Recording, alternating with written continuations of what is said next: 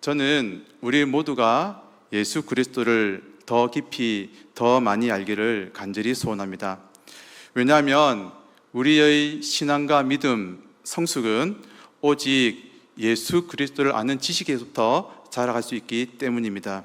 사도 바울은 그래서 그의 마지막 즈음에 기록한 빌립보서에서 내가 모든 것을 해로 여김은 우리 주 예수 그리스도 아는 지식이 가장 고상하다고 그렇게 말했던 것이죠. 오늘 저녁에는 성전을 정결하게 하신 예수님의 말씀을 통해서 오늘 이 사도연이 기록한 성전 정결 사건을 통해서 예수님을 더 깊이 그리고 더 폭넓게 알아가는 그런 복된 시간이 되시기를 바랍니다. 오늘 우리가 읽은 본문은 예수님께서 예루살렘 성전을 청결케 하신 내용을 다루고 있습니다. 그런데 사복음서 중에서 요한복음에 나오는 이 사건은 특별한 점이 있다는 것입니다. 먼저 성전 청결 사건은 사복음서 모두에 기록이 되어 있습니다. 쉽게 말해서 마태복음, 마가복음, 누가복음, 요한복음 모두가 예수님이 성전을 청결케 하신 사건을 기록했다는 말이죠. 그런데 그 중에서도 요한복음만의 특별함이 있습니다. 그 이유는 이 일이 일어난 시기에 있습니다. 우리가 흔히 예수님의 생애를 사생애와 공생애로 구분하죠. 그중 예수님의 공생애를 일반적으로 3년 6개월이라고 봅니다. 그러면 예수님의 공생애 3년 6개월의 근거가 어디에 있느냐? 바로 요한복음에 있습니다.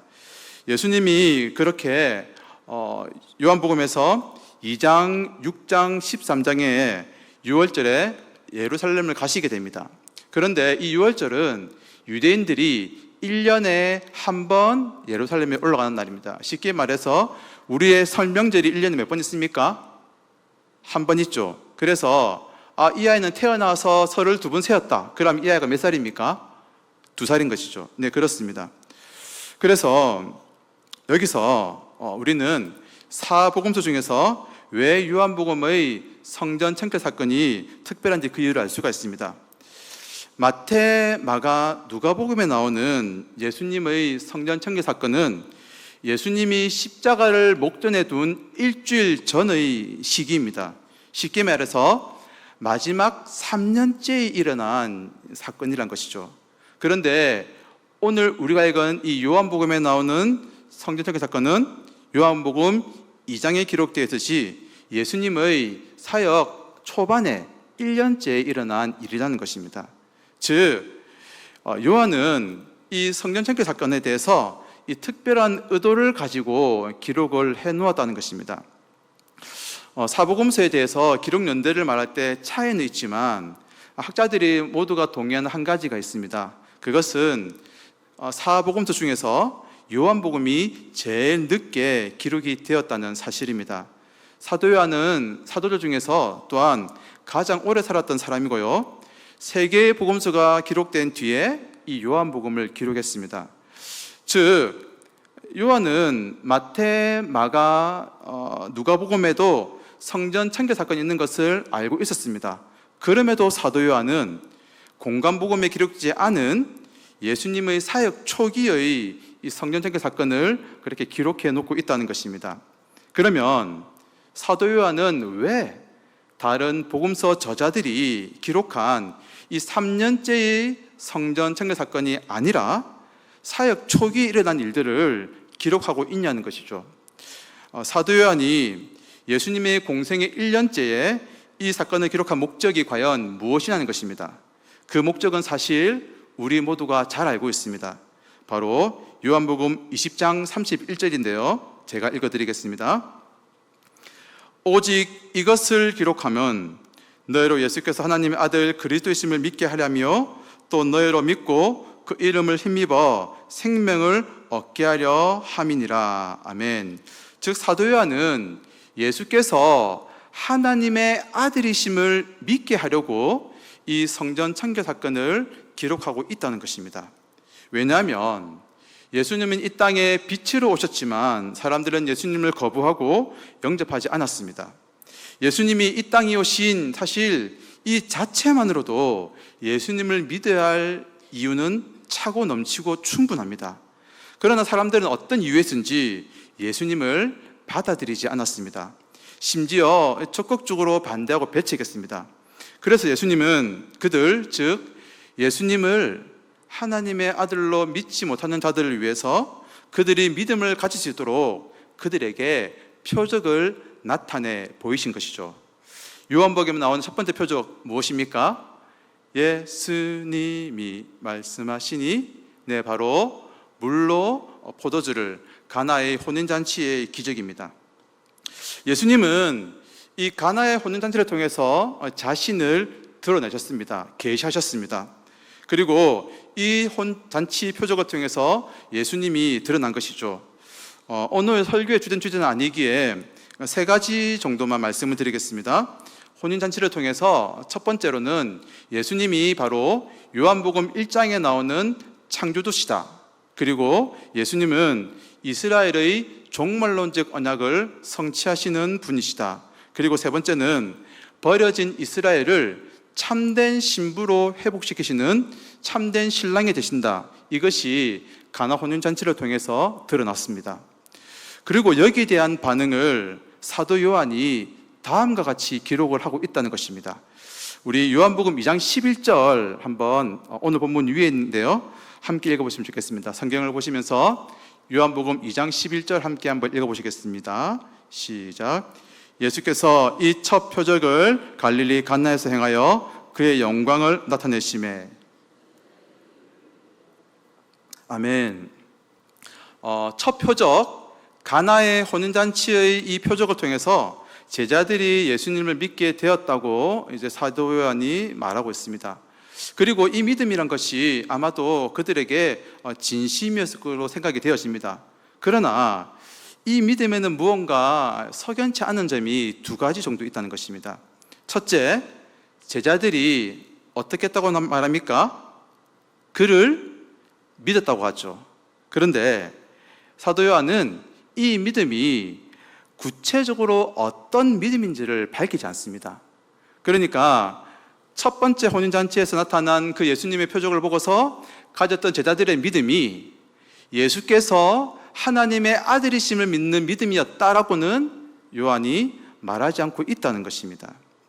그리고 또 한 가지는요, 지금 가나안 혼인잔치의 현장에서 제자들을 제외한 다른 사람들의 믿음을 언급하지 않습니다. 여러분, 이 첫 번째 표적에서, 그 혼인잔치에서 나타난 그 놀라운 표적은 그곳에 있던 모든 사람들이 경험했습니다. 모두가 함께 기뻐했고 포도주를 마셨습니다. 모두에게 사실 예수님의 영광이 나타난 것입니다. 그러나 그 상황에서 제자들을 제외한, 소수를 제외한 다수들은 믿음을 갖지 못했습니다. 더군다나 예수님께 찾아와서 가장 먼저 포도주가 없다고 말했던 예수님의 어머니 마리아의 믿음도 없다는 것입니다. 그래서 이것을 보시면 무리들은 여전히 예수님을 믿지 않고 있습니다. 왜 믿지 않을까요? 여러 가지 이유가 있을 것이지만 주요한 이유를 들자면 아직도 예수님에 대해서 모르기 때문이라는 것입니다. 그래서 제가 오늘 서두의 설교에서 예수님을 더 깊이, 더 많이 아시게 되기를 바란다고 말씀을 드린 것입니다. 자, 요한은 이 당시로서는 너무나도 위험천만한 행동을 서슴없이 행하시는 예수님을 이제 보여주고 있습니다. 2장 13, 15절까지 말씀을 제가 한번 다시 읽어드리겠습니다. 2장 13, 15절 한번 다시 읽어드립니다. 유대인의 유월절이 가까운지라 예수께서 예루살렘을 올라가셨더니 성전 안에서 소와 양과 비둘기 파는 사람들과 돈 바꾸는 사람들이 앉아있는 것을 보시고 노끈으로 채찍을 만드사 양이나 소를 다 성전에서 내쫓으시고 돈 바꾸는 사람들의 돈을 쏟으시며 상을 엎으시고. 여러분, 지금 이 내용만 보고 보시면 이러한 예수님의 행동이 정말 죄송스러운 말입니다. 이렇게 아주 예의 있게 보이십니까? 아니면 예의 없게 보이십니까? 제가 아주 순화해서 말씀드립니다. 네, 물론 예수님을 구주로 믿음으로 고백하는 우리에게는 예수님이 행하신 모든 일이 합당하고 올바른 것입니다. 예, 그렇습니다. 그런데 이 광경을 당시의 종교 지도자들의 입장에서 바라본다면, 또는 그들이 아니더라도 지금은 6월절 기간으로서 디아스포라 유대인들, 세계 각지에 흩어진 유대인들이 정말 이 날을 손꼽기 위해서 1년에 한 번 예루살렘을 방문하기 위해서 설레는 마음으로, 간절한 마음으로 제사하기 위해서, 예배 드리기 위해서 이 성전에 찾아왔습니다. 그런데 그들은 지금 한 청년이 상을 뒤엎고 성전을 어지럽히는 것을 보는 것입니다.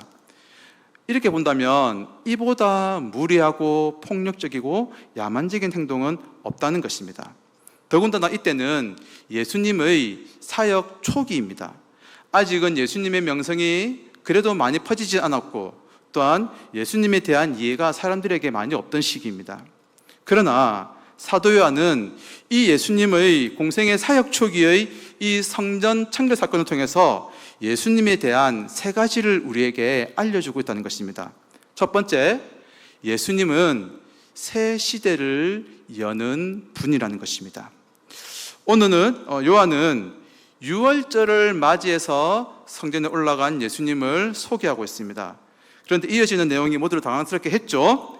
거룩한 성전과 온유하신 예수님과 어울리지 않는 상황이 이 장소에서 펼쳐졌습니다.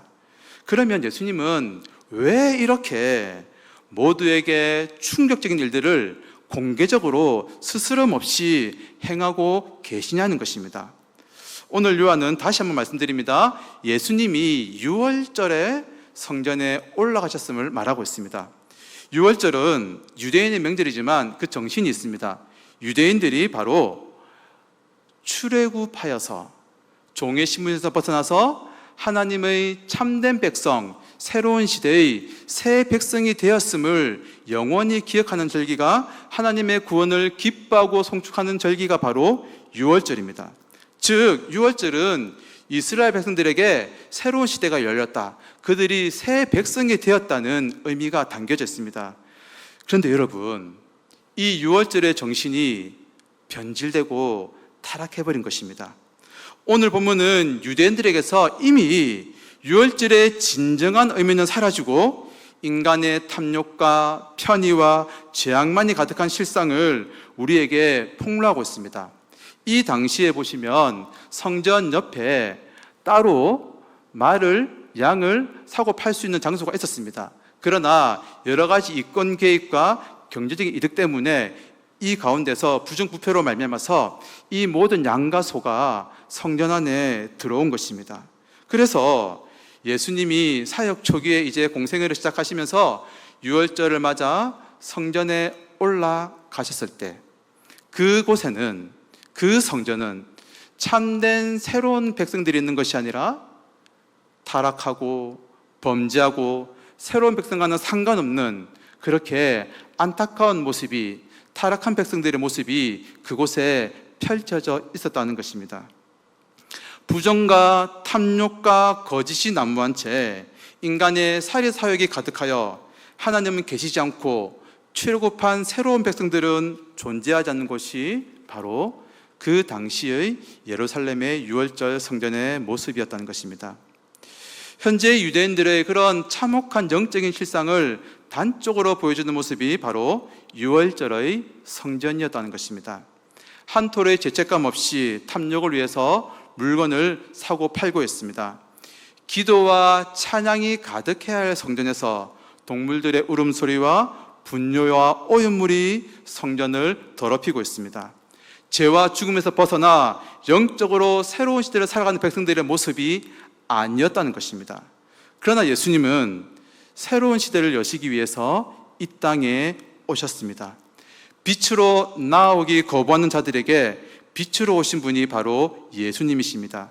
그래서 예수님은 그들 스스로 해결할 수 없는 죄악과 불경건을 무너뜨리십니다. 성전을 청결하게 하신 것입니다.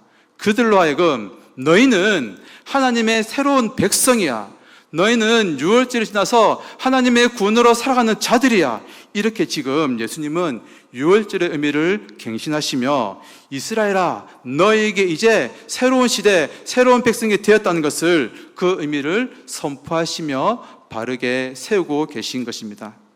성전에 가득한 물건과 인간의 탐욕을 제거하여 새로운 시대를 열어 가시는 것입니다. 사랑하는 여러분, 그렇다면 오늘 우리 안에는 무엇이 가득합니까?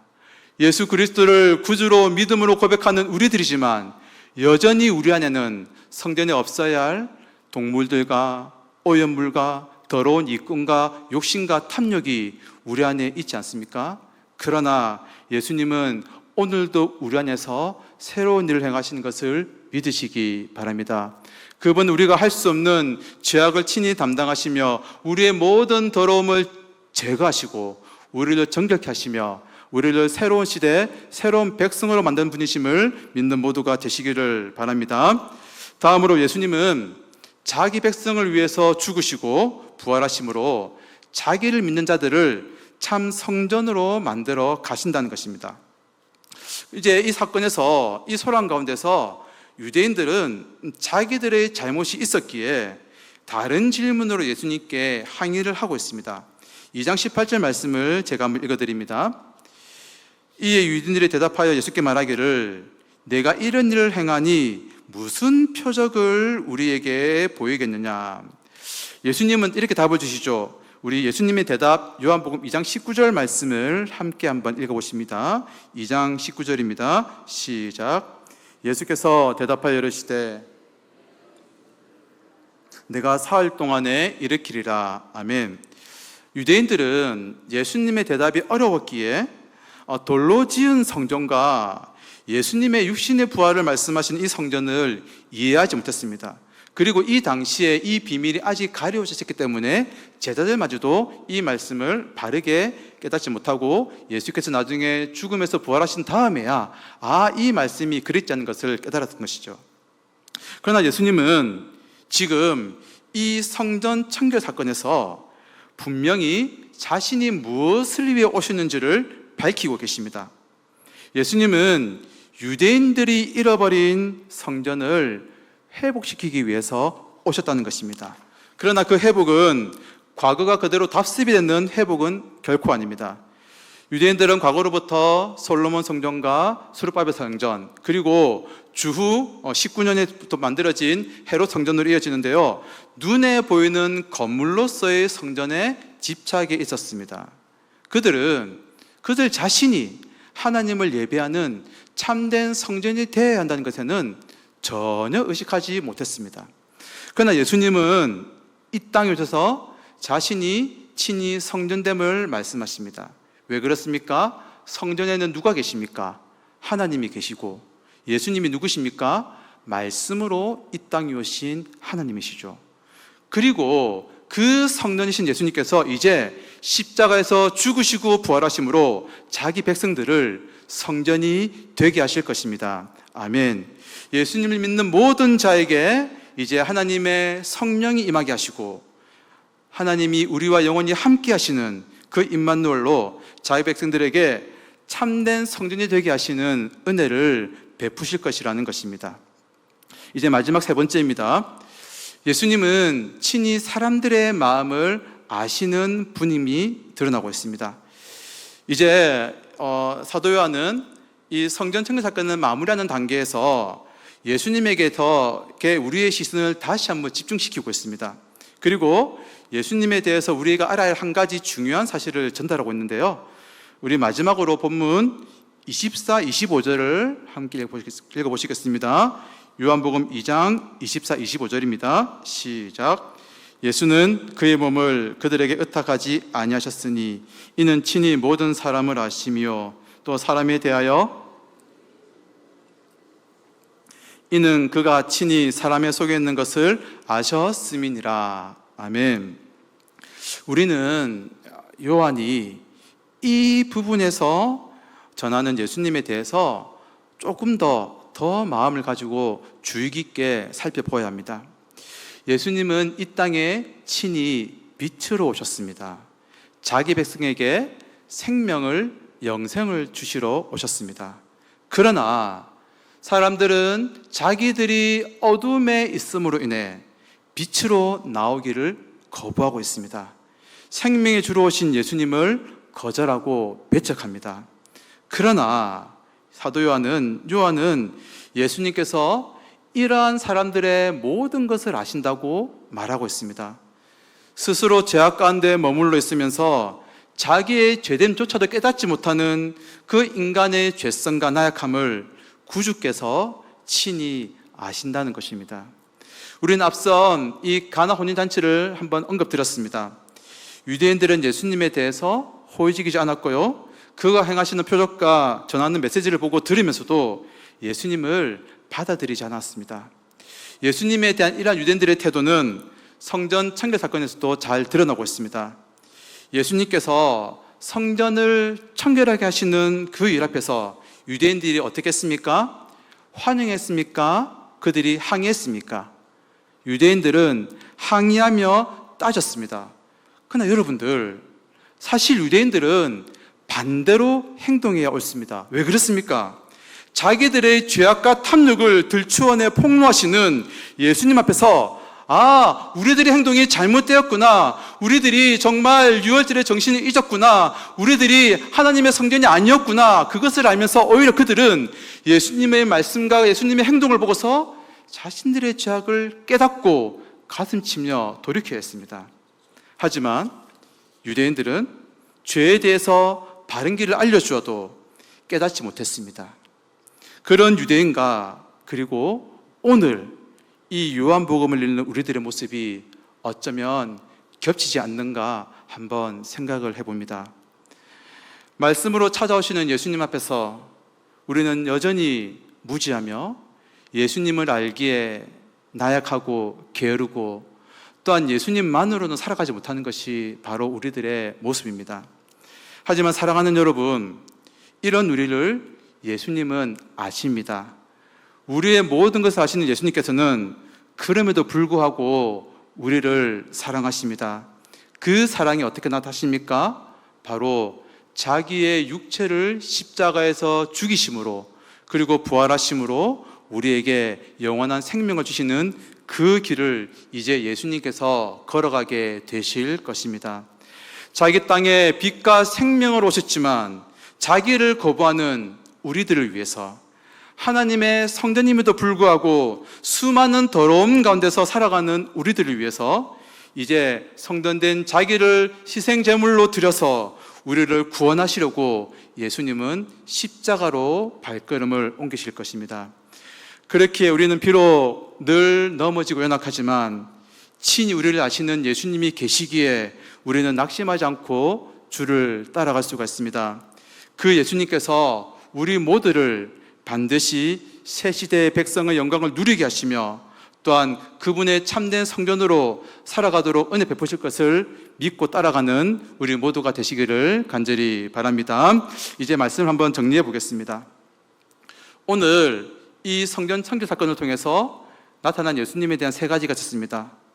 예수님은 우리를 새 시대의 백성으로 부르시고 만드신다는 것입니다. 그리고 우리를 그 백성 되도록 십자가의 은혜를 베푸시고 우리를 참 성전이 되게 하십니다. 또한 연약한 우리를 아시기에 예수님은 우리를 끝까지 지키시며 사랑하시며 그분의 사역을 우리에게 베풀어 주실 것입니다. 사랑하는 여러분, 예수님께서 우리를 다시 한번 새 시대의 백성으로 초청하십니다. 그러나 우리는 그 초청에 반응할 능력과 의지가 없는 죄인들입니다. 그러나 낙심하지 맙시다. 이런 우리를 잘 아시는 예수님께서는 우리를 위해서 성전된 자신을 희생제물로 드려서 십자가의 죽음과 은혜의 부활을 우리에게 베풀어 주셨습니다. 예수님께서 우리에게 베푸신 그 은혜를 꼭 붙들고 남은 3일 동안 앞으로 새 시대의 백성으로 그 십자가의 은혜를 붙들며 참된 성전으로 살아갈 수 있는 복된 모두가 되시기를 간절히 소원합니다.